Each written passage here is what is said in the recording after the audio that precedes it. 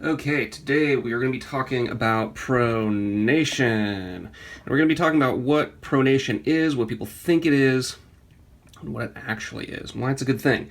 So, what people think it is usually when you have a rigid foot and it everts like this, right? Which means you're not keeping this tripod, this fifth met, on the ground, right? You have your tripod, your first, your fifth met, and your calcaneus. That's your tripod that the foot sits on.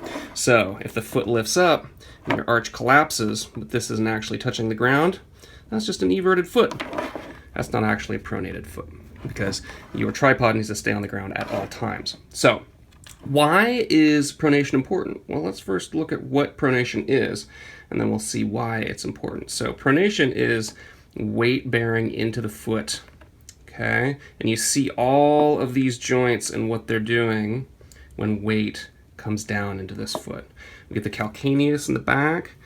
This is actually everting. It's internally rotating. And it's also plantar flexing. We get all these mid joints in the midfoot, all the medial joints, those are opening up. See those? On the lateral side, they're closing. Okay, and they form this tightness on the lateral part of the foot, allowing the medial foot to open up. So the forefoot then, it is inverting. It's inverting, it's externally rotating, and it is dorsiflexing. So we need all of this movement in these joints in order to have actual pronation. Pronation is a good thing for the foot. It's a good thing for the body. It's absolutely necessary for propulsion. Once tissues expand and lengthen like that, it primes them for pushing off. It primes them. Well, you think of like a jumper when he wants to actually jump, right? He's gonna squat down as far as he can to then explode out of that movement, right? So muscles lengthen before they contract. So pronation decelerates mass, right? This is the stopping force of our body. And this only happens one time during gait, is when we're pressing weight into the foot. No muscle actually pronates the foot, only when weight is pushing into the foot. So why is this important?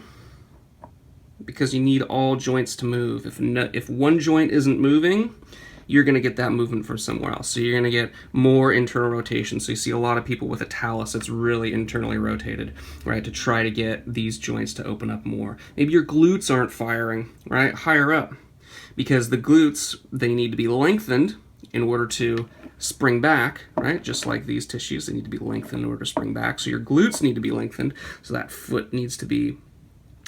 ankle needs to be dorsiflexed.